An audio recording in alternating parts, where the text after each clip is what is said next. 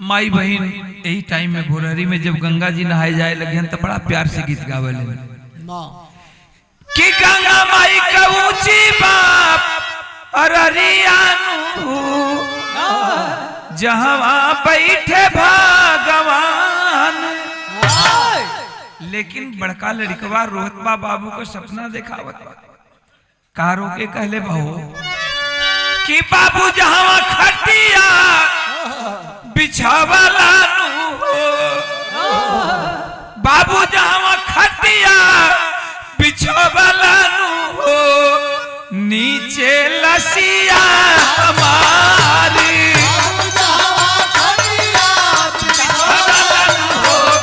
नीचे लसिया हमारी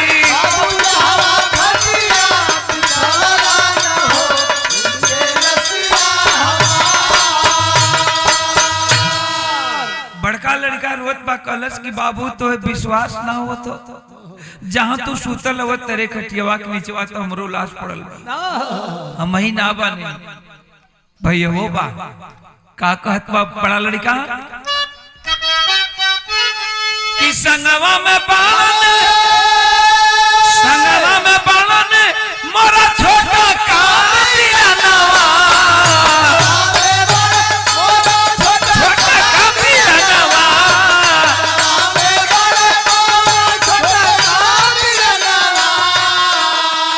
चाचा के कहल पर मरल माई के परनावा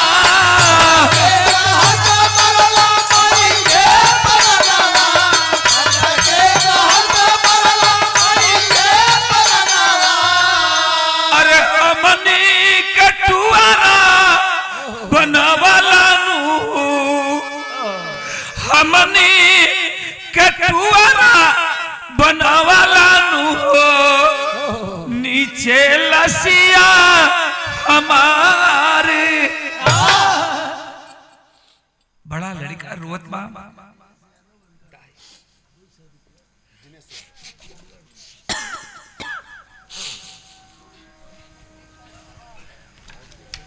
बड़का लड़का रोत बा कलश की बाबू भी बा संग में छोट मुन्ना भी संग में बा चाचा के बात पर विश्वास कर गई हमन दोनों भाई का टूर बना के फिर बंबई में चल गए।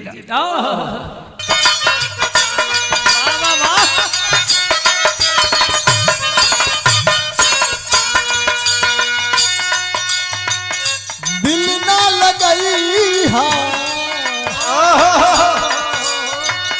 दिल ना लगई फेर जनी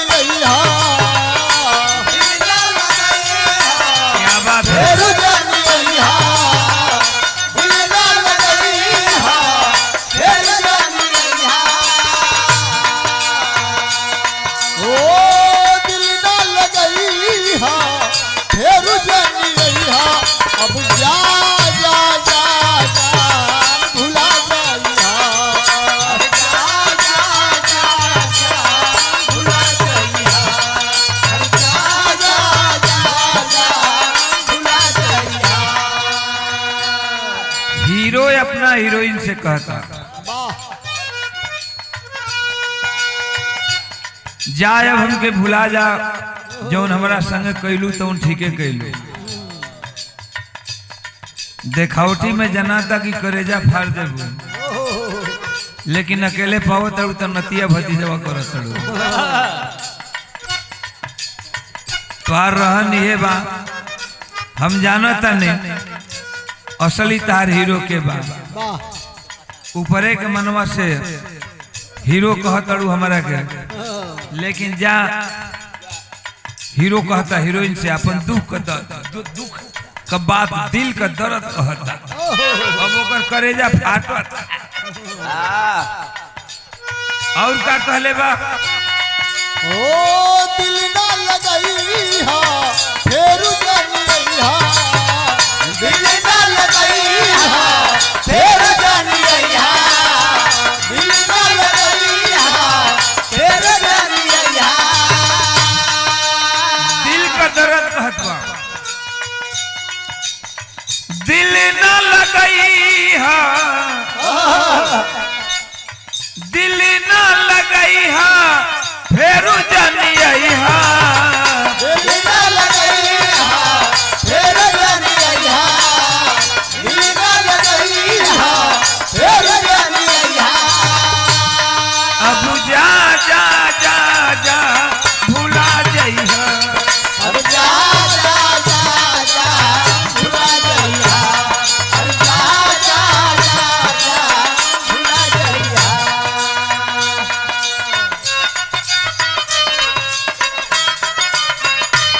हमारा प्यार के बदला में, हमारे प्यार के बदला में बुलका दिल बारू हो, हमारा प्यार के बदला में बुलका दिल बारू हो, हमारा प्यार के बदला में बुलका दिल बारू हो। हम बता दी का दिले बड़ी का हो ये सच्चाई है। तन है न टिकवा ए हीरोइन ए भैया तने हर तने बतिया हमने के मरद में घर को बतियावे था तू बीच में का रुक। ये सच्चाई है का तू कला हमारी प्यार के बदला में बुलका दिल बारू हो, प्यार के बदला में बुलका दिल बारू हो। हम बताओ तनी का दिले बड़ी जब जब दिले बाड़ू हो, सही बात है ना, एकदम सच्चाई है। जब जब दिले बाड़ू हो धोखा दिले बाड़ू, जब जब दिल बारू हो धोखा दिल बारू हो, जब जब दिल बारू हो धोखा दिल बारू हो। हमें बिसरई हा फेर जानी हा, हमें बिसरई हा फेर जानी हा, हमें बिसरई हा फेर जानी हा। हमें बिसरई हा फिर जानी हा, अब जा जा जा जा भूला जई हा, अरे जा जा जा जा भुला जइहा, अरे जा जा जा जा भुला जइहा, अब जा जा जा जा जा भूला जई हा, अरे जा जा जा जा जा भुला जइहा, अरे जा जा जा जा जा भुला जइहा।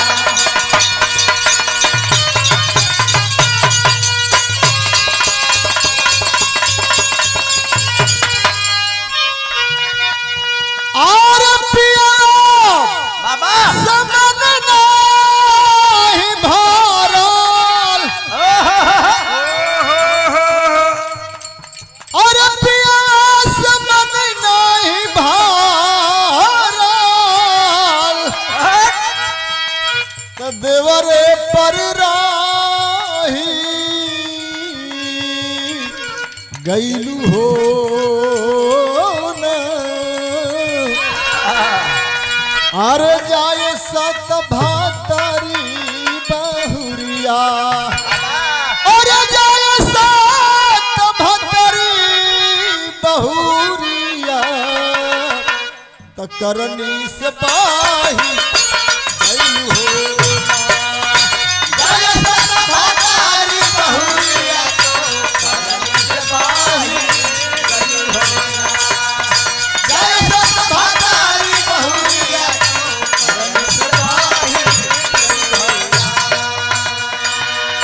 कैलू जवानी में नदानी नदानी नदानी, अरे कैला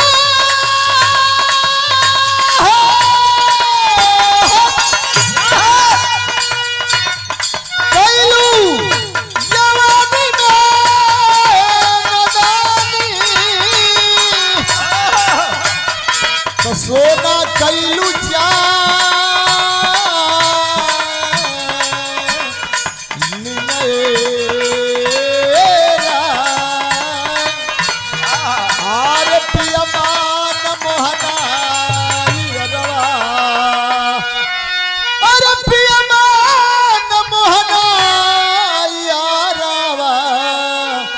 के बस में तू हो क्या बात है?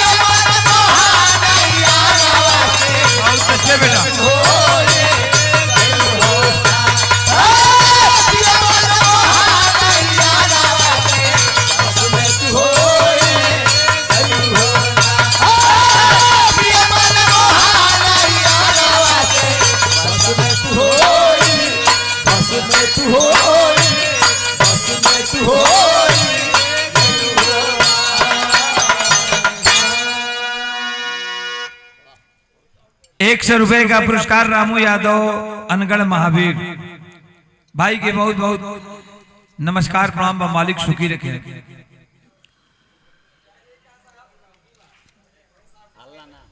भैया भैया तनी बढ़ जा लोग, अब हम दूसरे तरह का बिरहा शुरू कर दे। अभी चाय ना पियोला, चाय पिया दा हन्ना ना धीरे से पिया दा, कौन दिक्कत ना हो, बस धीरे धीरे हल्ला ना हो। ये बिरहा का अगर शांति बना के आप लोग सुन ले, ये हमारे घमंड ना बा सवेर का टाइम में, लेकिन दावा जरूर बा। इंसानियत नाम का चीज अगर सीने के अंदर होगा, अरे यार गजब, इंसानियत नाम का चीज अगर सीने के अंदर होगा, कितना ही पत्थर का करेजा होगा, तो एक बार मोम बन जाएगा। सोचने पर मजबूर होंगे आप कि बार जमाना और बार वक्त, बार समय, कहां जमाना रहल, कहां चली आई। लोग डिजिटल इंडिया कहते होंगे कि ये डिजिटल इंडिया हो गल बा। 4 लाइन भूमिका है, ध्यान देंगे। कवि जी बड़ी अच्छी बात लिखे हैं। आज से 20 वर्ष 25 वर्ष पहले ही बिरहा हम गौली, हमारे पहले 10 वर्ष हमारे उस्ताद गौले रहल, और उन्हों से 5 वर्ष पहले उनका उस्ताद गौले। तब कई बिरहा हम आज शुरू करते हैं आप लोगन का, जब विचार बन गल महफिल के देख आवा।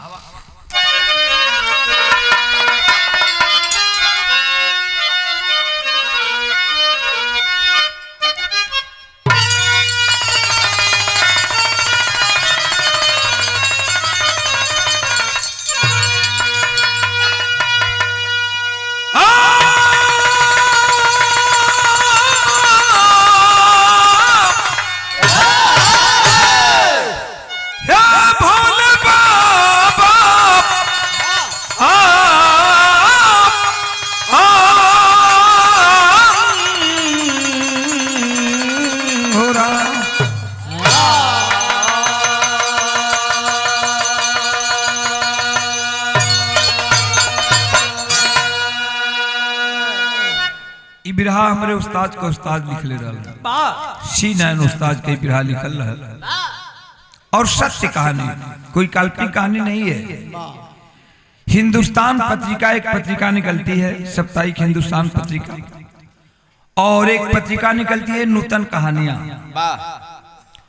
ये दोनों पत्रिका में ये कहानी प्रकाशित हुई थी। मजबूर होकर के बिरहा को, इस कहानी को बिरहा के रूप में देना पड़ा। 4 लाइन भूमिका है। क्या लिखे थे?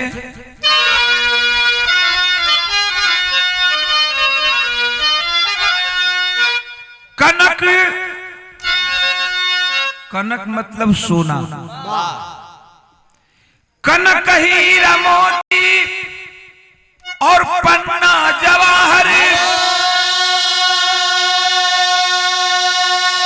पर भाई मनोता में समता नहीं है।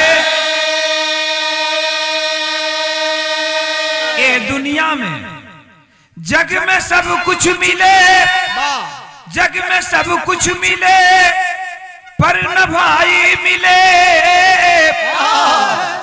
भाई भरत शेष का नाम आते, रघुनाथ हंस करके आंसू बहाते, कि भाई ही भाई पर खंजर चलाते।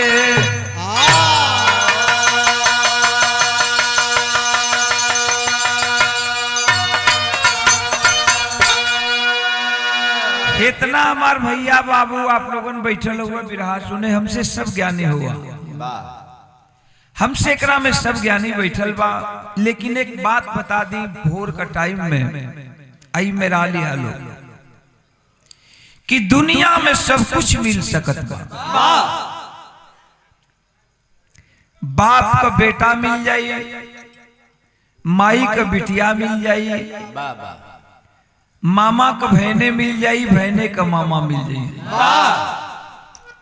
लेकिन भैया हो, एक बात आप लोगों से हम बता दें, आई सोचिया लोग सवेरे बिरहा सुन के जइहा लोग, तब आ सोचिया लोग सोचिया लोग कि ओम प्रकाशवा का कहले रहा। ए दुनिया में आप चाहें तो भगवान मिल सकते हैं। विश्व गुरु अड़गड़ानंद महाराज जी यथार्थ गीता लिखे हैं और उसमें लिखे हैं कि हमारे गुरु जी कहते थे कि भगवान से बात हुई हो, भगवान मिलियन सो मिल गए।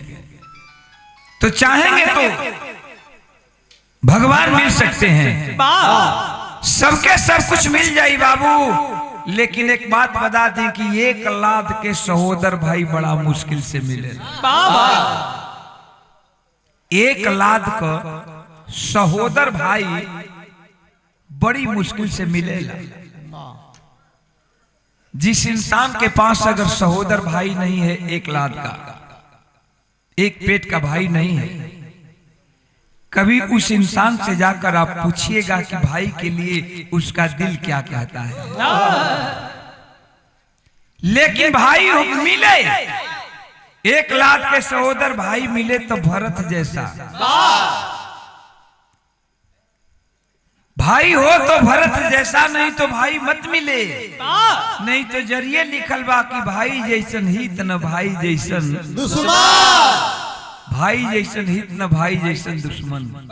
हमार बिरहा यहाँ से शुरू हो गल। कहां से लिहल गल बिरहा, केकर बिरहा हो, तरज बा का तरज का लाइन में मास्टर और बढ़ जा।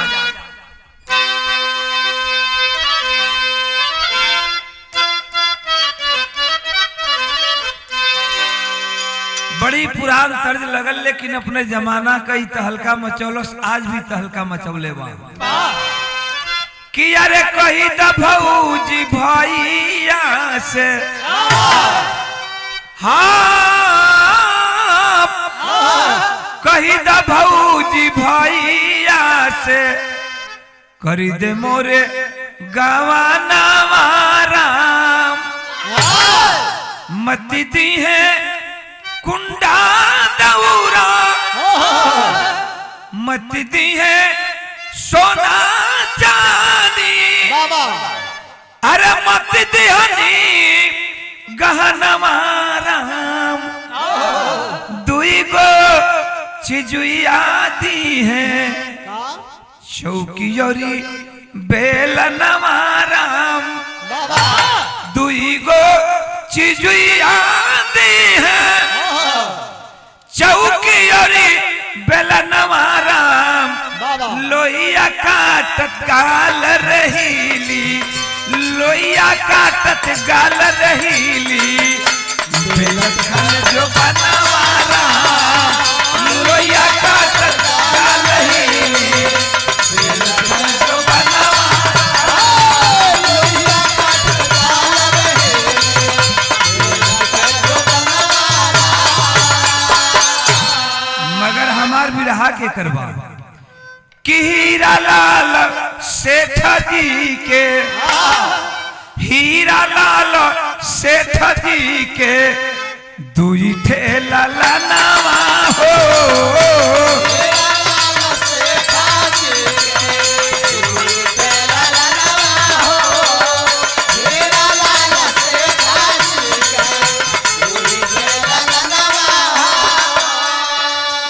रामू और श्यामू दोनों हो गईलन जवानवा हो। ए हवर बड़का भैया के, हाँ ए हवर बड़का भैया के वायल गवानवा हो।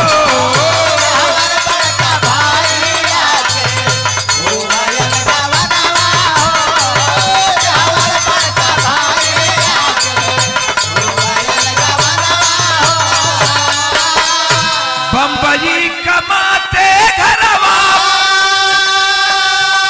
नारी सुत बिरानवा हो।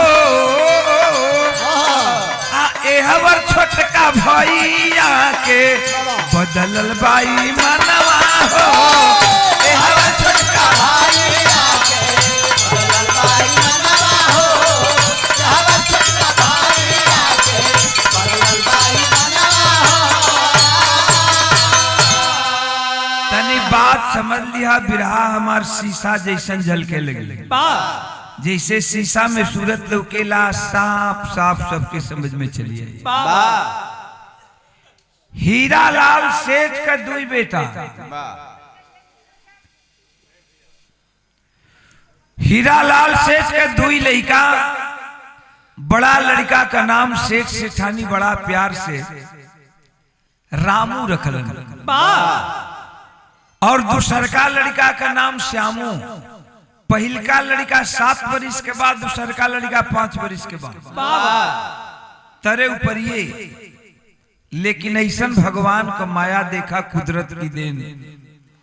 हीरालाल सेठ के एक दिन हार्ट अटैक भइल अचानक ये दुनिया को छोड़ के चल गए। गांव घर के मिल के लोग सहयोग तक कैलन अंतिम संस्कार करौलन हीरालाल सेठ के। धीरे धीरे सेठानी अब वो घर में दोनों लड़कन के देखत हईन लेकिन अपने पति का मौत का गम सेठानी बर्दाश्त ना कैली। ठीक हीरालाल सेठ के मरने का 3 महीना के बाद सेठानी भी एक दिन अचानक के दुनिया के छोड़ के चल दिया। ओ समय लड़कन का उम्र 7 वर्ष 5 वर्ष के बाद देखा कहल जाला कि भगवान देलन तो छप्पर फाड़ के देलन आ लेलन तो सब कुछ ले लेलन। ओ परिवार में अब वह दूठे 5 वर्ष और 7 वर्ष के दोनों भाई बच गए। लेकिन वो गांव का लोग बड़ा सुंदर रहलन। गांव जवार मिल के और दोनों लड़कवन के पोसे पाले लागल।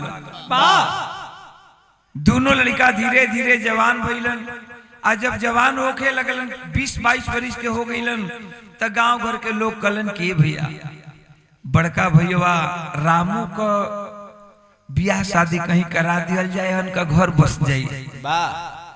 आइयो बेचारा रहे लगे सन अपना परिवार लेके मिलजुल के बगले के गांव एक सेठ जी का वो गांव में रहत रहलन। उन्हीं के लड़की से रामू का शादी लोग करा दिया। रामू का दुल्ही आई घर में आ जब रामू का दुल्ही घर में आयल तो धीरे धीरे कुछ दिन बीतल। गरीबे परिवार बा केहू कमाए वाला घर में बाना तो हुए 2 भाई का पूंजी बा ता रामू का देह से रामू का दुल्ही का 2 बेटा भइल। तर ऊपरे साले भर के गैप दे के 2 ठे लड़का भइल। रामू कहलन कि शामू के बोलवलन कहलन कि सुनू शामू पहले हमन के 2 भाई रहली जा 2 भाई से हमार बियाह शादी भइल 3 गो भइली जा अब ए समय हमन का 5 गो हो गई जा। छोटका भैया कलश की मतलब कलन की मतलब हमारी ये कहे कहो कि अगर हम अगर घरे काम घर ही में रहब तो काम न चली। अब हम जात बानी बाहर में कमाई आ कमा के पैसा भेजब घर का इज्जत आबरू बची। तू लड़कन के या मेहरारू का देखभाल करत रहिया हमरे परिवार का सही ढंग से देखभाल करिया।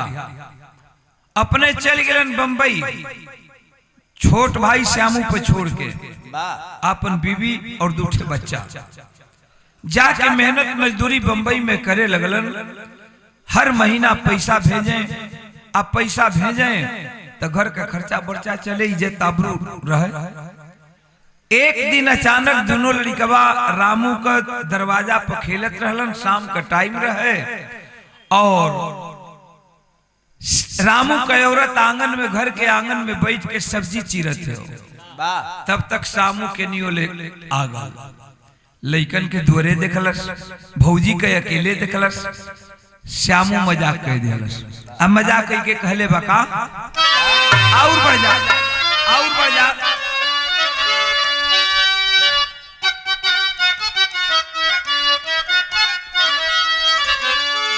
फिल्म का नाम बलम परदेसिया, हीरो राकेश पांडे, हीरोइन पद्मा खन्ना। ये ना, लेकिन फिल्म से सुंदर हमारे बिरहा का लाइन दिहल गल। मजाक कैले बा भौजी से श्यामू, का कहले बा कि एक बेर हंसीदा, एक बेर हंसीदा त फूल झरी है, तोरा चेहरा पे लइका जवान मरी है, लइका जवान मरी है।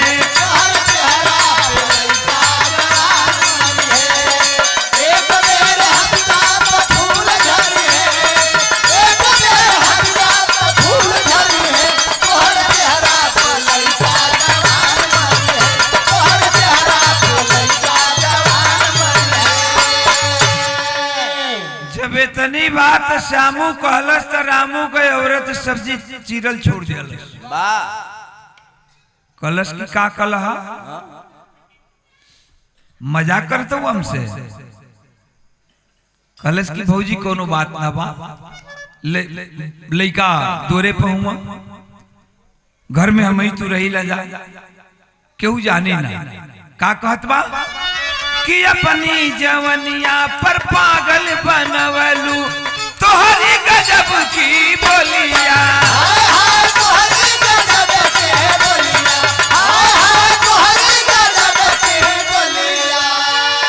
नीलरो पे टिकुली चंदनवा की नैया,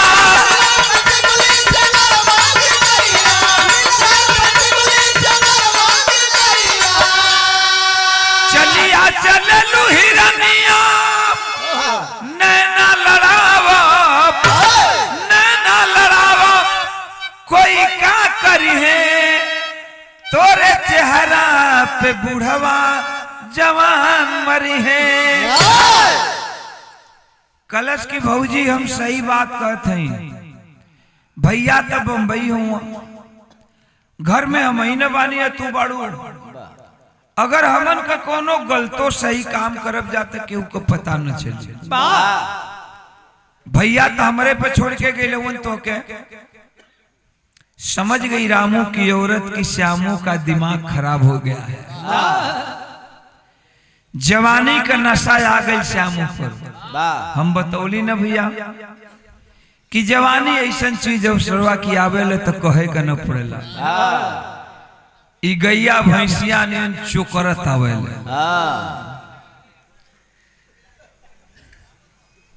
आखिरकार कलश किए श्यामू, यही से तो हमसे मजाक करत हुआ कि हम तो भौजाई लगे, तू हमार देवर लगवा। नहीं हो कोने में हो भैया, तन धीरे धीरे बात होके चल जालो, जालो सुता लो। ता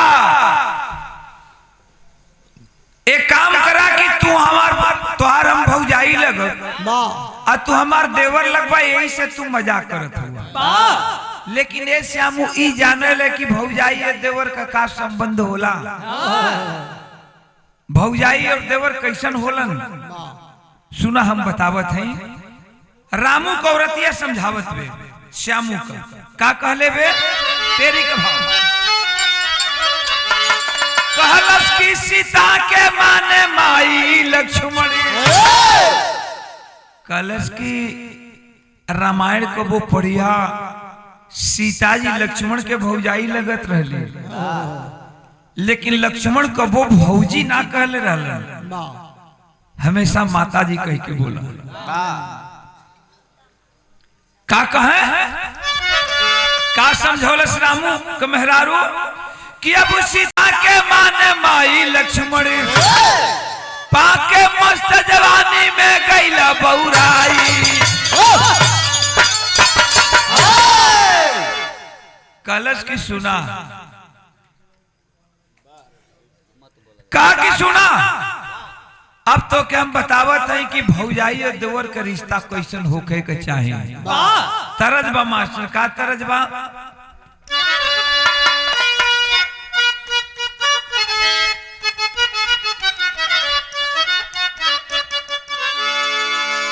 प्रीतिपाल ई तोहरे उस्ताद गाँव है। जब स्वर्गीय भुल्लू जी से प्रोग्राम होखे हमारा,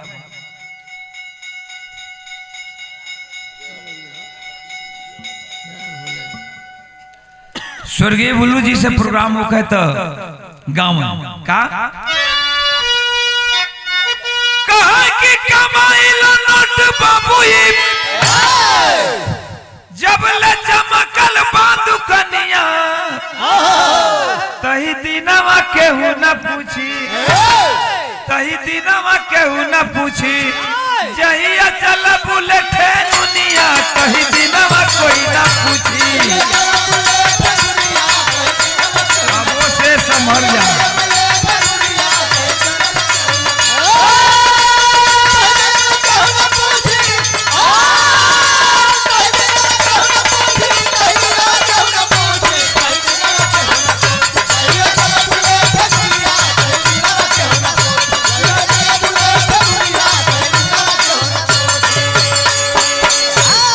तरज हो मौज बजे कह दिया जाला।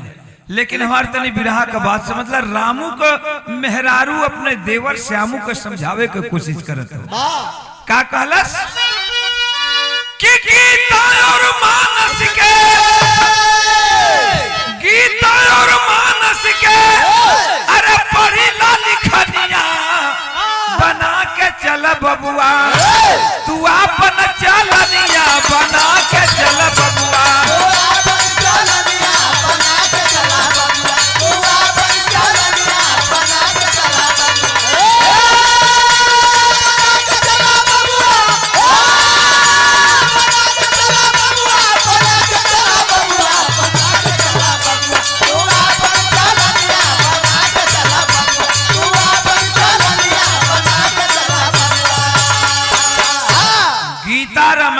करके पढ़ो कि भाई का महत्व और भाभी का महत्व क्या होता है। समझावत पे कलश की सुना भाई भौजाई का कैसन होके के चाहिए। का कहले बे कि भाभी का जानो, भाभी के जानो तू माता समानवा,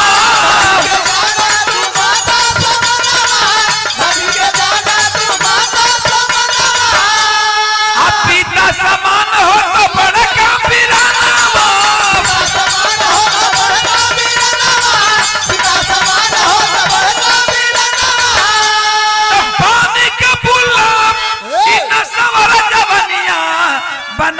चल बबुआ, तू अपन चलनिया बना के चल बबुआ।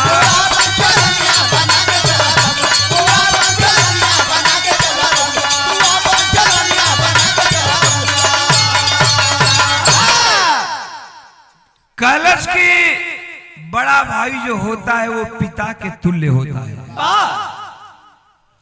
और भौजाई जो होती है वो माँ के तुल्य होती है। आज तू हमरा से मजाक करत हुआ, शर्म न आवत बाकी तार भैया बंबई में मेहनत मजदूरी करेलन, हर महीना खर्चा भेजेलन, त घर का इज्जत संभरेला, भोजन का काम चलेला और तू मजाक करत हुआ तोहार भैया तो तोहरे ऊपर हमहन का छोड़ के गईलन ना। अब तोहार जवानी आ गई तू बियाह करे लायक हो गईला तो सवेर हो जाए तो हम चिट्ठी लिख के तारा भैया के बुलावत है। वो जमाने में फोन ना रहे, कलश की चिट्ठी लिख के हम बुलावत है तार भैया का। आ तार भैया यहन तो एक ठेम काम कर का कलश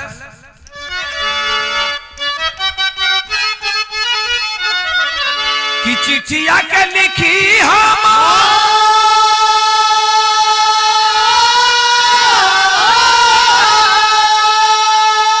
अरे बंबई पठाईबो,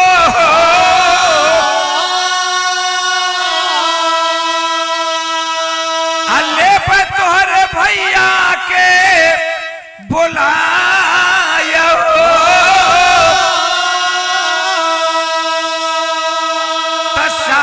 का दिलावा में है तो हसत समैली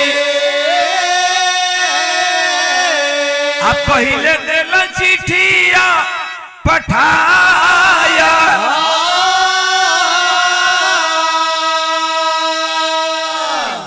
भौजैया त डेरवोलस कह के कि अब से ई डेरा जी हम ऐसन कोई बात ना कहियन हमसे। कलश की तू सवेर होके त चिट्ठी लिखत है तोरे भैया के बुलावत है आ तोहार भैया को बुला के तहार सारी हकीकत करब कहब कि तोहार जवानी आगल बा, इनकर बियाह कदा कहीं तोहार बियाह करवा दे। अब त श्यामू डेरा गल, भौजी त कई के डरवलस कि आज के बाद ऐसा हमसे मजाक ना करी हम। लेकिन वो सोचलस सामू सोच गल कि अब भौजी माने वाली ना हो तो सवेरे चिट्ठी लिखी भैया के बंबई से बुलाई, हमार बारे में सब हकीकत कह डाली। भैया हमके अलग कह दिहन, अपने मेहरारू लड़का के लेके बंबई चल जी हम गांव में खैला बिना मुँह लगे। अभी भौजी कई के डरवलस, लेकिन सामू समझलस कि भौजी अब मानी ना, भैया के बोलेबे करी। ओकरा से पहले में श्यामू चिट्ठी लिखत बा आ चिट्ठी लिख के डाल दियालस कि भैया तार मेहरारू को रोहन ठीक ना बा। चिट्ठी में का लिखले बा श्यामू?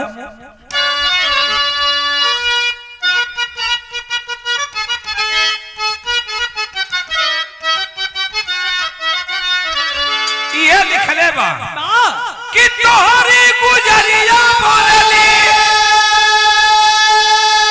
तोहरी गुजरिया बोलली है दुनिया में पगरिया मोरा बीरा नवायावा, मोरा बीरा नवायावा डूबी गईली इज्जत तोहार मोरा बीरा नवायावा, डूबी गईली इज्जत तोहार मोरा बीरा नवायावा, डूबी गईली इज्जत तोहार मोरा बीरा नवायावा। कलश की भैया तुम्हारी इज्जत का पगड़ी, तुम्हारी इज्जत का पगड़ी माटी में मिल गई बा। गांव घर में हमन को कोनो इज्जत ना बा। तार मेहरारू करत काबे कि दुई चार गुंडा भौजी घरवा बोलावे ले, दुई चार गुंडा भौजी घरवा बोलावे ले, दुई चार गुंडा भौजी घरवा बोलावे ले। घरवा बोला के अपना सजिया सुतावे मोर बीरा नवायावा, मोर बीरा नवायावा हमें देली गाली रोज हजार मोर बीरा नवायावा। दिल गाले रोज हजार मोर बीरा नवायावा, दिल गाले रोज हजार मोर बीरा नवायावा। गुंडन के बुलावत में मौज मस्ती लेत में अगर कुछ हम एक डांटत बोलत हई तो कूचा लेके झाड़ू लेके दौड़त में मारे खाते। ते काम बा भैया कि तू चली आवा बंबई से, आके अपने मेहरारू के समझा दा बुझा दा, ऐसा मत करो। अच्छा ध्यान दिया,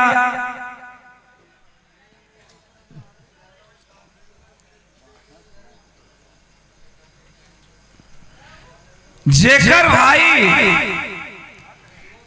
बंबई मेहनत मजदूरी करत बा परिवार के इज्जत बचावे खातिर, आ ओकर मेहरारू घर पर ऐसन काम करे तो बतावा भैया कौन भाई बर्दाश्त करी हो? बैठ जा भैया 2-5 मिनट बैठ जा। कौन मेहरारू कौन भाई बर्दाश्त करी? चिट्ठी पढ़त बा रामू और रोत बा बंबई में। कलश की ओ ए बंबई में आके हम दिन भर मेहनत मजदूरी करीला, हर महीना भाई के खर्चा भेजिला कि घर परिवार का इज्जत बचल रही, और हमार मेहरारू इतना साली कमीनी निकलल, इतना कमीनी निकलल कि थोड़ा भी हमन के पगड़ी के ध्यान ना दियालस। अरे महाराज कहीं के ए भैया हिनका हे लोग के माना ना कर भैया, चाहे जा लोग बाबू लोग नहीं के सुने के तो जा लोग। अब हम तनी बिरहा दूसरे तरह का उठौले बानी बतियावत हो लोग ता लोग अब वो हल्ला कह के बतियावत हो कि इज्जत तक बात आवत हो जे के ना सुने के बाद बिरहा एक तरह के ना होला हमेशा कांड सुने खातिर कांड बने के पड़े कांड सुने खातिर कांड बने के पड़े गवैया के भी और पब्लिक के भी तनी बात समझ ल भैया इतने मिलल बाबा आज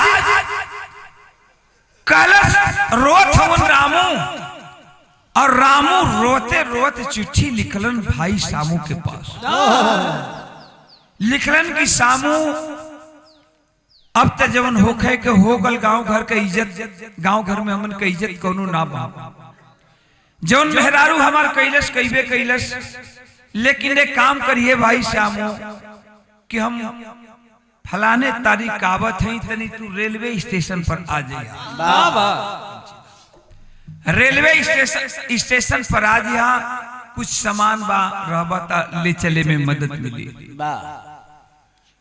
अब तो श्यामू का और लह गल चिट्ठी पौलस बड़ा खुश भल कल भैया आवे आला हूं अच्छा तो कल भैया आवे आला हूं तो भैया के आवे से पहले में गौवन का 4 ठेला फंगन का ठीक कर दिया कलश की तोहन का हम खेवा खर्चा दे दे एगो काम करिए सन कि कल हमार भैया आवत हो बंबई से आप बंबई से भैया आवत हो तो कुछ करे का ना हो हम चल जाई भैया के स्टेशन ले आवे आ तहां लोग तनी हमारा घरवा के द्वारवा पर बैठ के हमारा भौजी से मजाक करत रहिया आज जब हमन का देखिए सन दोनों भाई का तो उठ के चल दिया सन हमार कमों में हो जाए प्लान बना लिया लस 4 लफंगा सही में 4 ठे गांव का आवारा लड़का ठीक भइलन भाई के लिए आवे स्टेशन पर श्यामू गल आए हवर चारू अवरवा लइकवा एकरा दुआरे बैठ के घरवा के दुआरिया पर एकरा भौजी से मजाक करे लगल अब वो मेहरारू का जात का समझते ओकरे तो मन में कला कलछल बाना उते बात का जानत ना बे अपन बैठ के हंसी मजाक करत वो रामू बाबू उतरल स्टेशन बुढ़िया बिस्तर उठौल श्यामू आगे आगे श्यामू पीछे से रामू लेकिन रामू का चेहरा एकदम उतरल बा मन धूमिल बा सोचत बा कि करे द्वारे चल के बैठल हमार मेहरारू तो हमारी इज्जत का पगड़ी डुबा देले कवन मुंह दिखाई गांव में ए बाबू ठीक श्यामू लेकर के आया जब कुछ दूर था अपने घर से कुछ दूरी पर आगल कुछ दूरी पर चल रहा है सामने दरवाजा लौकत बा सही में 4 ठे आवारा लड़का बैठ के रामू को औरत से मजाक करत रहल चिल्ला के श्यामू कलश की भैया देख लो यही तुम्हारी औरत का कारा धारा है इतनवा कौन वाजी नया ना करत पे भैया हम चिट्ठिया यही से लिखली इतनवा ही कमो रोज करे ले आज जब हम कुछ बोली ला तो झाड़ू उठावे ले दौरे मारे खाती हमके तो देख ली है तो घर की स्थिति बा अब तो शंका भी जवन रहल रामू का विश्वास पे बदल गई अखिए से देख लिहलन श्यामू अखिए से देख लिहलन विश्वास हो गल कि हमार मेहरारू का चरित्र बदल गल बा चरित्र एकर ठीक ना बा अच्छा रामू जाता है रामू बुढ़िया बिस्तर रखा ओ मेहरारू तो मेहरारू बोलिन भैया चाहे हमार मेहरारू हो के आप लोगन के मेहरारू हो के केहू भाई एकरा में जितना भैया हमरे विराह सुनत हुआ जेकर भी मेहरारू हो का मेहरारू का दिल बड़ा कोमल होला ओहन का नहीं है साड़ी साया ब्लाउज सब कुछ खुलवा दिया जानवरों की तरह पीट रहा है जब बर्दाश्त हो मेहरारू से ना भल हाथ जोड़ के रोवत में घर में और रो के एक बात कलश की तनी हमार बात तो सुन ला हमें मारत हुआ कोनो गलती तो हमार बता दा। आरो के का कहले बे कि केवनी करनमा सैया केवनी करनमा सैया मारत पाड़ा जनवा ओ बताई रे देता ओ बताई रे देता काहे बाबू दासल मनवा ओ बताई रे देता काहे बाबू दासल मनवा ओ बताई रे देता काहे बाबू दासल मनवा ओ बताई हो देता ओ बताई हो देता ओ बताई हो देता काहे बाबू दासल मनवा ओ बताई हो देता काहे बाबू दासल मनवा ओ बताई हो देता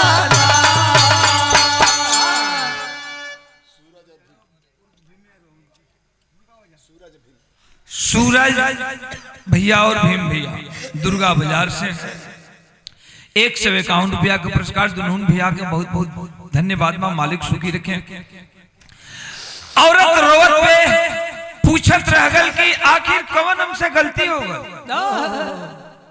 कहा है जब से इला एको बात बोलत न हुआ केवल हमके मारत हुआ का बात बा एक बार तो बोल दा लेकिन बारे निर्दयी रामू वो तो केवल मारने की धुन में है। इतना तक कि जाड़े की रात है मारते मारते मारते घर के बाहर ले जाता है और अंदर से दरवाजा बंद कर देता है। हेतना भाई ध्यान दिहन सबके घर में बेटी बहन हो बाड़ी एक अबला औरत जिसका पति नंगी बदन में मार करके और घर से बाहर निकाल देता है रात के वक्त में। औरत सोचत बे कि के स्थिति में कहवा जाई के करे यहाँ जाई के करे दरवाजे पर जाई।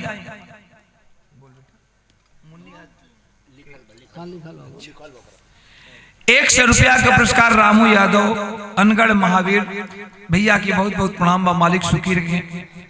सोचत बे कि के करे यहाँ चली के करे दरवाजे पर चली है स्थिति में। बाहरे औरत धन्य है देवी मैं सलाम करता हूं तुमको। अपनी आबरू बचाने के लिए वो रामू की औरत गांव के बगल में नदी थी बाबू जा करके उसी नदी में कूद करके आत्महत्या कर लेती है मर जाती है। सुबह भयल दूठे लड़का तो लड़का होलन चाहे हमार लड़का हो के चाहे आपका लड़का हो। छोट लड़कन के देखिया बाबू जब सवेरे उठेलन तो सबसे पहले माई याद आवेले और रोते उठियन माई। दोनों लड़का रोत उठलन रामू जाके दोनों लड़कन के उठा के गोदी में ले लेन कहला कि बाबू रो लोग मत हम बढ़ लेन बाने ता लोग कमाई नहीं खे तो हम बाने ता लोग कमाई गइल बे ननियौरा ता लोग 2-4 दिन में आई। अच्छा तलैका जेकरे से प्यार मिले लगल ओकरे संगे ही मिल गई बाबू रहे लगलन घरे और 2-4-10 दिन में लड़का माई के भुला के बाबू के लगे हो गल। बाबू प्यार दुलार देवे लगलन 15 दिन 20 दिन महीना दिन बीत गए। श्यामू के एक दिन फिर बोलवलन रामू कहलन के श्यामू का जाने पता ना कहाँ चल गल और ज्यादा चल गई तो ठीक हो गई इज्जत का पगड़ी तो हमने के डुबाई दिहलस लेकिन देखा हमके मन ना लगत मा और एक काम करा कि हम जात बानी बम्बई और दोनों लड़कन के ध्यान दिया हम बम्बई से कमा के भेजब दोनों लड़कन के बाबू खर्चा बर्चा पढ़ैया लिखैया ठीक से छोटे छोटे लड़का हुआ अभी और खर्चा बर्चा घर के चलैया। रामू अपने भाई श्यामू के समझा के बुझा के अपन दोनों लड़का श्यामू पर छोड़ के भाई पर और बंबई चल गए। देखे कहानी कहां से कहां तक मोड़ लेती है। ओम प्रकाश यादव कांड बहुत सुंदर ना गावल, बहुत सुंदर बिरहा ना गावल, लेकिन ओम प्रकाश यादव के बिरहा में कांड में यह विशेषता होला, यही विशेषता है।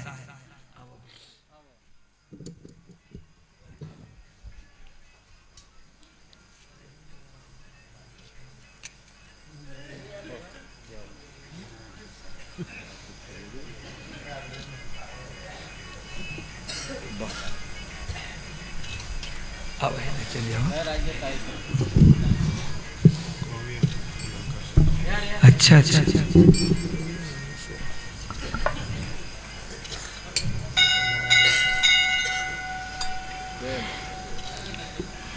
का था नाम शनि बाबू यादव का सुपुत्र शनि मुन्ना सुंदर पुष्पहार ए मां को चुनरी एक हंडा और 500 रुपया का पुरस्कार देहलन शनि मुन्ना के धन्यवाद बा। मालिक की दीर्घायु करे, परिवार का नाम रोशन करा लो और यही तरह एक बार साल में हम मनो का याद कैल कर लो, इना की भुला जी हालो ता बहुत बहुत धन्यवाद बा हमरा तरफ से। मालिक पंच परमेश्वर होलन, पंच का आशीर्वाद लगे, माई का आशीर्वाद लगे, सब भैया लोगन के सवेरे सवेरे का प्रणाम बा। तनी बात समझ लिया, हमार बिरहा कहां से कहां तक गल बा। रामू समझा के श्यामू का बंबई फिर चल गए दोनों लड़कन के छोड़ के, लेकिन ना कहल जाला कि जैसन करनी वैसन भरनी। रामू बंबई तो चल गए जाके, फिर अपन मेहनत मजदूरी करे लगलन बंबई में जाके, लेकिन रामू का मन लागे ना भैया, सच्चाई तई हो। कभी दोनों लड़का याद आवसन तो कभी मेहरारू को सूरज चेहरा के सामने नाचे लगे। 15 दिन 20 दिन कैसो ठेलत ठेलत महीना दिन बीतल, मन बंबई में ना लगत बा। फिर चिट्ठी लिखत हो कि ये श्यामू काहे तो हमार मन नहीं खेलगत रे, बड़ा उदास लगत हो, ता एक काम करिए ना, हम आवत हैं, तू आ जाइए स्टेशन। श्यामू का चिट्ठी मिलल, भक देकर दिमगवे बदल गल। कहल जला कि जब नाश मनुष्य पर छाता है, विवेक पहले मर जाता है। सोच गई के रे भैया तो जात रहन तो साल भर 2 साल पर आवत रहन, और ये भी गईलन महीनों दिन ना भल गईले, और फिर आवे लगलन। एकर मतलब हमरे बारे में भैया के जानकारी हो गई सब कुछ। चिट्ठी पढ़त बा, दोनों लड़का खेलत हो दुआरे। ए चचा बाबू का चिट्ठी है का, बाबू का चिट्ठी है का। सामू गुस्से में पागल है, कहता है कि हाँ तो उनका बाप का चिट्ठी आई बा, लेकिन बाबू को मुंह ना देखो। बस दोनों लड़कों की कलाई को पकड़ लिया, बाहर निर्दयी श्यामू अब पकड़ के घसीटत घर में ले गल बा, अंदर से किवाड़ बंद कर दे बा। अंगना ले गए, अंगना में से फिर एक रूम के अंदर ले जाता है और दोनों को उठा करके पटक दिया। एगो लड़का जो बड़का भैया वाला है, रामू को बड़का लड़का भागल चले बा, लेकिन तब तक घेर ले जाके कोना में दुबक गल। आ छोटका भैया तो कमजोर बा, ओके पटक के आ सीना पर है ओकरे लात रख दिया, गर्दन दबावे लगल, हाथ गोड़ पीटत बा छोटका लड़का। कैलाश का श्यामू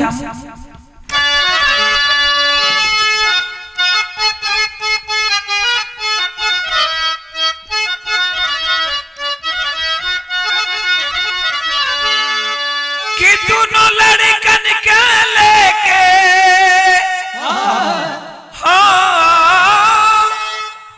दोनों लड़कन के लेके पहुंचल कोठरिया, आधा के दिला घटई दबाई हूँ, बड़का लड़कवा का पटक के सीना पर लात रख के और गर्दन दबावे लगल।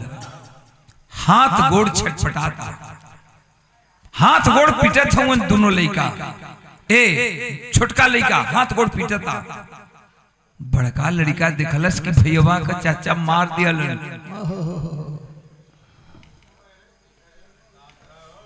भैया का चाचा जान मार दियलन, पटक दियलन। पटक के अब थोड़े देर के बाद जब दम घुट गया बाबू, शीतल हो गल ओकर शरीर। छोट लड़का का बड़का भाई डरा गल बा, एकदम वही कोने में दुबकल बा। छोड़ करके छोटा सा लड़का को जब शीतल हो जाता है, लाश के रूप में ओकर शरीर पड़ गल। बड़का लड़का के दौड़ के गई बा कोना में, कोना में ले घसीटत खींचत लेके आई बा जहां पहला लड़का का मुंह ले बा, वहां लेके आई बा और ले करके आ करके इस लड़का को, बड़ा लड़का को भी पटक दिया। सीने पर पैर रख ले बा, जब हाथ लगौलस गर्दन पर,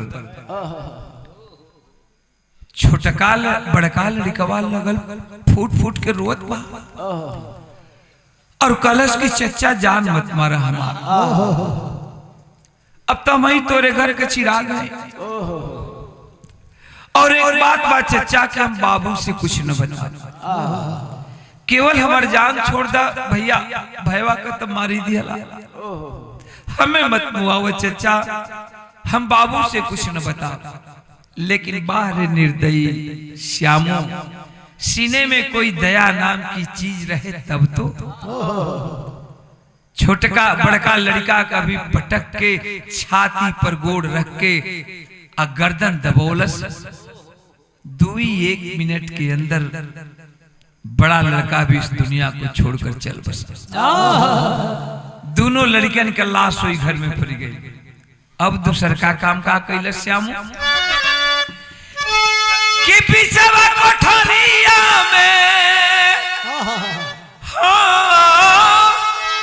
पिछवा कोठरिया में लसिया के तो पी के पहुंचल तिसनवा पर जाय हो, पहुंचल तिसनवा पे जाए। दोनों लड़कन के लाश वही घर में कुदार उठा करके, कुदार फौड़ा जिसे कहते हैं हम लोग, गड्ढा खोदता है, गड्ढा खोन के वही दोनों लड़कन के लाश वही गड्ढा में रख के और ऊपर से माटी भर के लीप पोत के रूम एकदम चिकन कर दिया। भैया कहें स्टेशन पर, भैया आइलो ले आवे गए बा। रामू चिट्ठी के मुताबिक स्टेशन पर आया था, लेकर के जब घर आता है रामू बड़का भैया के नजर चारों ओर दौड़त बा। मुन्ना कहीं ना देखा तुम्हारे, बाबू कहाँ हुआ, माँ दोनों लड़का कहाँ हुआ, शामू कितनी सुंदर बहाना बनौलस। जब पूछे लागल बड़का भैया रामू की दोनों लड़का कहाँ हुआ रे, कलश की का कहीं भैया हम तो बहुत मना कैली, आज सवेरवा तोहर बड़का सारा आई रहा, हमरे लाख मना कैला के बाद ना मनल, दोनों लड़कन के लेके चली गए। रामू सीधा साधा मजदूर आदमी सोच गल कि ठीक है कहत बा, भैया ठीक है कहत बा, टूअर टापर देख ले ये सन लेके सरवा चल गेल। ए बाबू रात हुई, छोटा भाई श्यामू खाना बनाया, खिला पिला करके वही घर में, जौना घर में दोनों लइकन का लाश गाड़ल बा गड्ढा के नीचे, वही लाश के ऊपर खटिया बिछोले बा। आ खटिया बिछा के तू तकिया लगा के कलश की भैया दिन भर का थकल बड़ा ट्रेन का, तू आराम करा। वास्तव में रामू दिन भर के थका इंसान खाट पर लेटा लेटते ही नींद आ गई। और जब लेटते ही नींद आ गई, सो गया। पहली नींद में सोया है, ठीक घड़ी में 12 बज रहा है। बड़का लड़िकवा लगल रोए और बड़का लड़िकवा रोवत बा, अपने बाबू के सपना दिखावत बा। कलश की बाबू सुतल हुआ तो के नींद आ गल ना, सुता कौनो बात ना बा, लेकिन तनी एक ठे बात हमार सुनला। बड़का लड़का रोवत बा और सपना दिखावत बा। का सपना में दिखावत बा बाबू?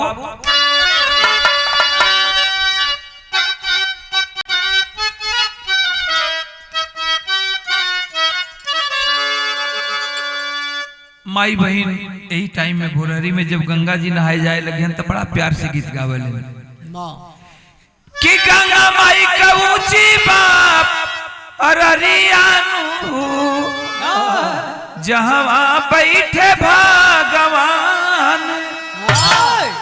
लेकिन बड़का लड़कवा रोहत बा बाबू को सपना दिखावत बा। कारो के कहले बहु कि बाबू जहां खटिया बिछावला बाबू जहां खटिया बिछावला नीचे लसिया हमारी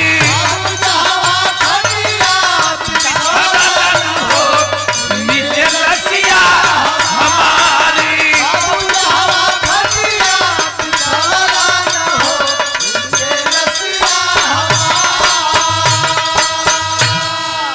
बड़का लड़का रोत बा कलश की बाबू तो विश्वास ना हो तो जहां तू सुतल हो तेरे खटियावा के नीचवा तो हमरो लाश पड़ल बा, हम ही ना बने भैया हो बा। का कहत बा बड़ा लड़का कि संगवा में बालन मोरा छोटा कालिया नवा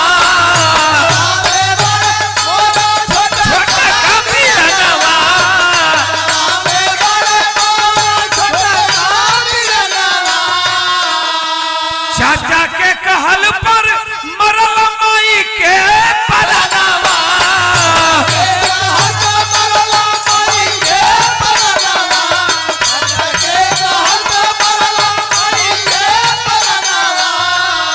अरे अमनी के टुआरा बनवाला हमनी के टुआरा बनवाला नीचे लसिया हमारे। बड़ा लड़का रोत बा।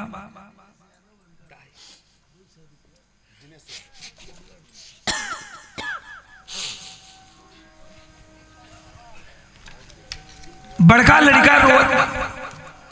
कलश की बाबू भी बा संग में, छोट मुन्ना भी संग में बा। चाचा के बात पर विश्वास कर गई। हमन दोनों भाई का टूर बना के फिर बम्बई में चल गया। माई के जान ले लिया। चाचा पर विश्वास कर दिया ना। रामू चिहुक के उठ गल 500 रुपया का पुरस्कार। भैया हमरे दिनेश यादव भैया के बहुत बहुत प्रणाम बा। मालिक सुखी रखे। सब भाई लोगन के बहुत बहुत प्रणाम बा। कलश की नाई मल्ला चाचा के बात पर विश्वास कई के माई कभी जान मार दिया बाबू। हमन के दोनों भाई कभी जान चल गए। चाचा छोड़लन ना, हमन कभी मार दियलन। तोरे खटिया के नीचे हमन का लाश के रूप में पड़ल है जा। रोहत बा बड़का लड़का रामू चिहुकल खाट पर बैठल बा। सोचे लगल के अरे यार हम का देखत है, ई कैसन सपना देखत है। लेकिन सीधा सादा बेचारा रामू मजदूर आदमी सोचत बा क्या सपना सही ना होके, सपना झूठे होके लाख से। फिर चद्दर तान के सामू सुतल बा। जब चद्दर तान के सुतल दूसर का नींद लगल रामू को, तब तक छोटका लड़का रोए लगल। अरो के कलश का बाबू फिर सुत गई। भैया के बात पर तो के विश्वास ना होत तक तनको ना थोड़ा भी ना विश्वास भल तो सुना है कुल जौन हमन का दोनों भाई के लेके आइल हो मुंबई से ई कहा हुई ई बंबई से लेके आइल हो ई का हुई छोटका लड़कवा रो के सपना फिर देखाओ तो छोटका लड़कवा का कहलस कि बंबई का बेला बाटम उस समय बड़ा बेल बाटम चल है कि बंबई का बेला बाटम के पाई नहीं बा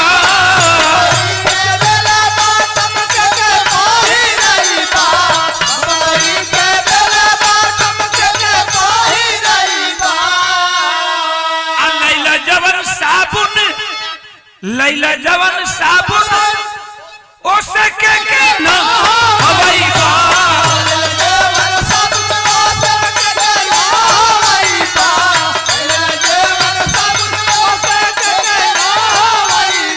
अरे हमनी के बाबू पी सरवाला नु हो हमनी के बाबू पी सरवाला नु हो नीचे लसिया हमारे हमनी के बाबू पे सरवाला नु हो नीचे लसिया हमारे हमनी के बाबू पी सरवाला नु हो नीचे लसिया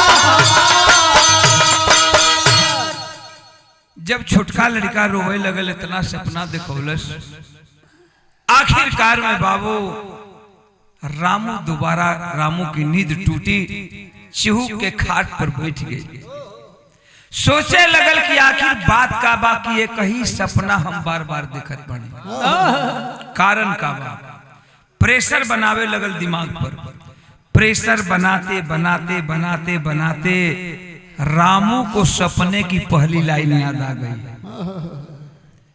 पहली लाइन याद आ गई कि बाबू जहां खटिया बिछवलन हो नीचे लसिया हम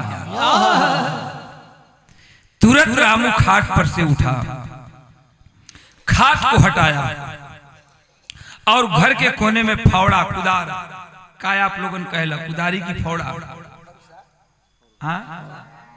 फरसा फरसा घर के कोने में फरसा था फरसा को उठा लिया और उठा करके लगा कोड़ने फरसा से कोड़ते कोड़ते जब नीचे गया तो देख रहा है कि भूर भूर की मिट्टी दिखाई पड़ रही है अब उसको उसका जो शंका था वो विश्वास में बदलने लगा और तेजी से कोड़ना शुरू किया और जब तेजी से कोड़े लगल तो उस जगह मिल गई अंत में जहां दोनों लड़कन के मुंह से खून निकलल बा और चेहरा पर धूल दहाकर पड़ल बाटे दोनों लड़का लाश के रूप में गड्ढा में पड़ल हो इतना भाई हमार बैठल हुआ बिरहा सुने हर इंसान को भगवान औलाद दिए होंगे औलाद का गम औलाद को पानी बना देता है हर बाप के औलाद प्यारा होखेला कवन ऐसा बाप हुई जेकरे सामने बेटा के दूधू वो बेटा के लाश पड़ल बाऊ बाप पागल न हो जाए बेकी बारे रामू बहुत ही धैर्य से काम लिया बहुत धैर्य से काम लिया दोनों लड़कन के पहले तो लाश कोई गड्ढा से निकलन रोत हो लाश निकाल के अपने गमछी से लेकर के चेहरा साफ करत हो दोनों लड़कन के लसियत से एक बात कहत हो रामू रोत हो और कहत हो का कहत हो कि लसिया के लेके रोवे भरसिया हो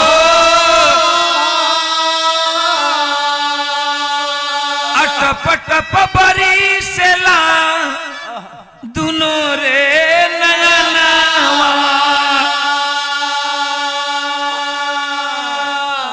लड़कवन के लसिया छतिया तर लगा के अब रो के एक बात कहलन कि हमरो बुढ़ावती के हमारो बुढ़ावाती के ए बेटा तू ही लोग सहारा रहला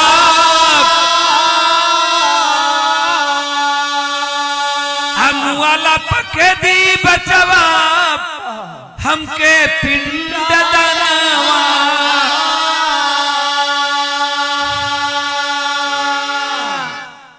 हाँ बेटा ई ठीक कहत रहला हमरे चलते तार माई मर गई आ हमारे चलते तो हम लोग चल गई हम तो जानत रहे कि तो ही लोग बुढ़ौती का हमारे ठेंगुरी बनबा सहारा बनबा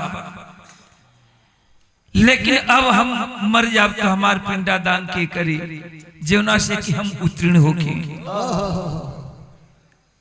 दोनों लड़कन के लाश छोड़ के भैया भैया बस खत्म बा हमार विवाह का अंतिम कड़ी चलत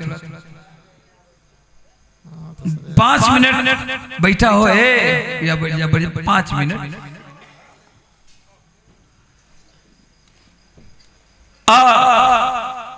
दोनों लड़कन के लाश वही घर में छोड़ के आ श्यामू जो ना घरवा में सुतल रहे जाके दरवाजा खटखटावे लगल आ दरवाजा खटखटा के एक बात कहलन का कहलन कि आव श्यामू भैया एक बेर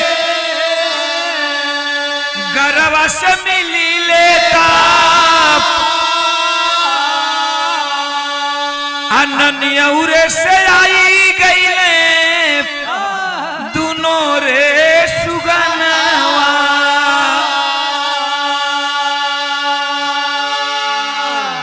दरवाजा खटखटा के कलन की श्यामू ए श्यामू उठा ना भैया उठा देखा तू तो कहत रहला कि दोनों लइकवा ननियौरा गइल हुवन तो दोनों लइकवा ननियौरा से आ गइलन आवत चला तनी देखला रामू के समझ देर न लगल रामू समझ गया कि सारा श्यामू समझ गल कि सारा बात भैया का पता चल गया किवाड़ खोलता है दरवाजा खोलता है आके रामू के पैर पर गिर गया छोटका भाई श्यामू बड़ा भाई रामू के पैर पर गिर के कलश की भैया कुल हमारे गलती हो लेकिन रामू समझावत है उनकी ना श्यामू ई तोर गलती ना बारे भाई हो तो ऐसा कलन की तोर गलती ना बा श्यामू एक काम करा रोत हो श्यामू रामू समझावत हो श्यामू का कहलन और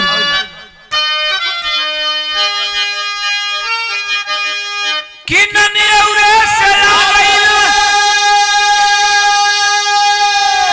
ननियौरे से आ गइल सुगनवा मोर बिरनवा हो आव प्रेम से कइले ता मिलनवा मोर बिरनवा हो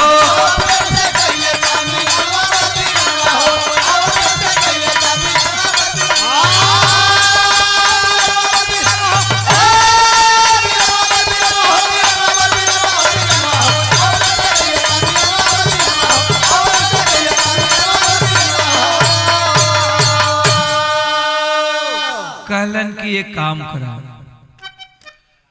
कि हम अकेला बने और 2 लइकन का लाश हुई घर में पड़ल तू भाई हुआ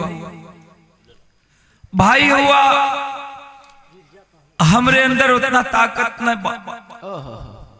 कि एक बार अब दोनों लड़कन के लाश के हम उठा सकी न उठी अब कमर टूट गल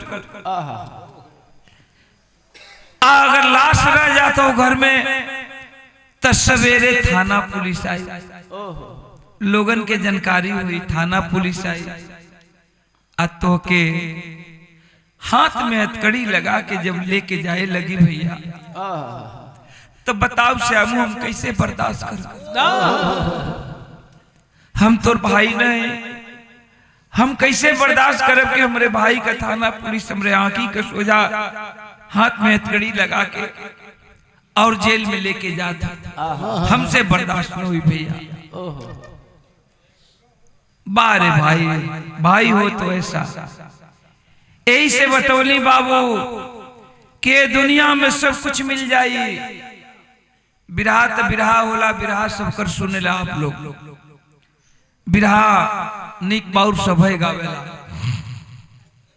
लेकिन हम बात बता दी, यही से बतौली कि हमारे बिरहा का ये विशेषता होला कि यही से हम बतौले कि इंसान सब कुछ इंसान को मिल सकता है, चाहे तो भगवान को भी खोज सकता है, पा सकता है।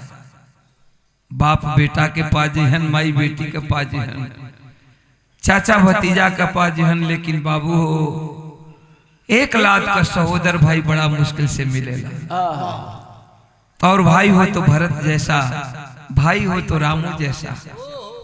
कहलन है कि एक काम कर दे श्यामू, का कहलन समझावत हुआ, कहलन की एक लसिया के अपने कानप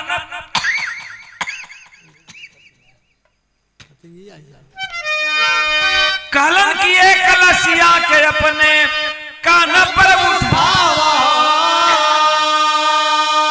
आए हम उठाई बे चला चली के दफनावा। ऐसने काम कर दिया जाए श्यामू की बांस रही न बंसुरी, न घर में दोनों लड़कन के लाश रही, न सवेर हुई त गांव वाले लोग जनिहन। आज जब गांव वाले लोग न जनिहन के जनबे न करी त थाना पुलिस का आवे के सवाले ना उठत। ते एगो तू उठावा, एगो हम उठाएं, आ चल यही रहते रात गांव के बगल में नदी में दफना दिया जाओ लाश। आई कौर बात कहलन का कि है बात अंतिम,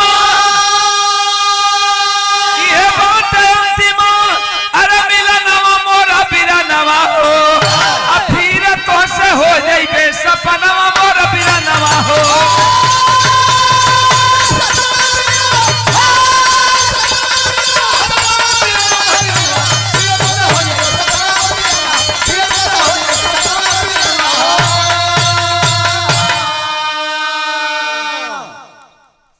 ₹100 का पुरस्कार।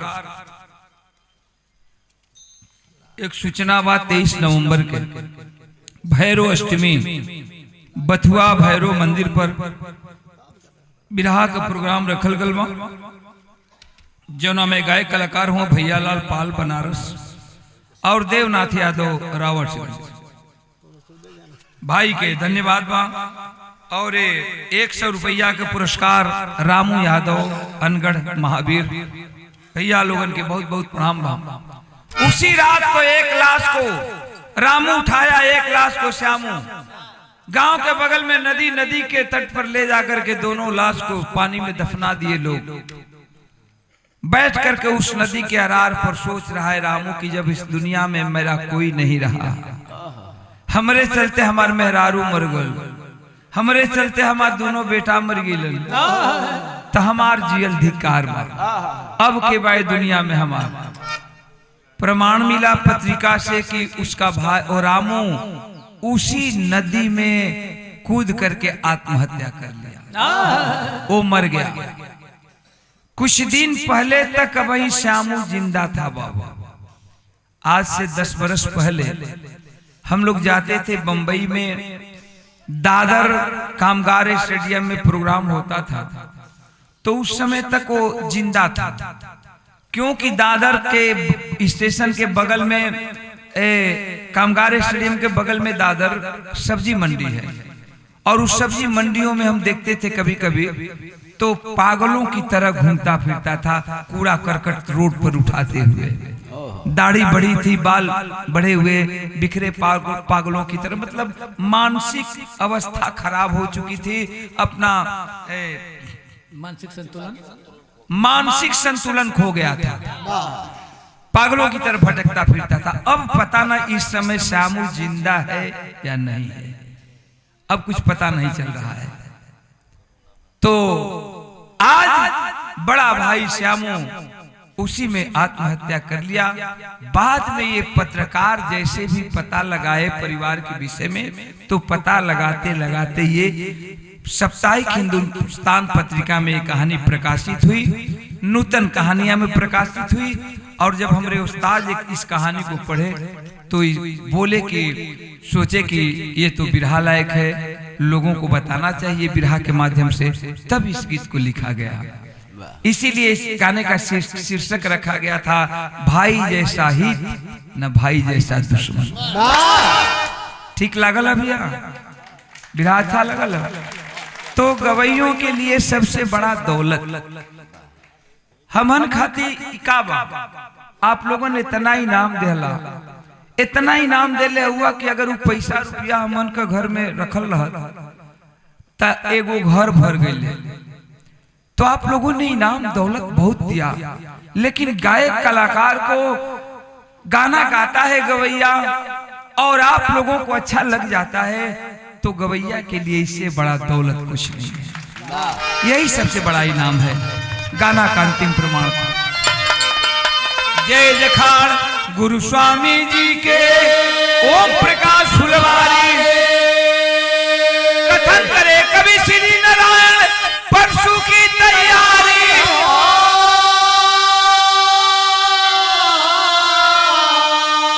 अब सीता के माने माई लक्ष्मण यादव ओम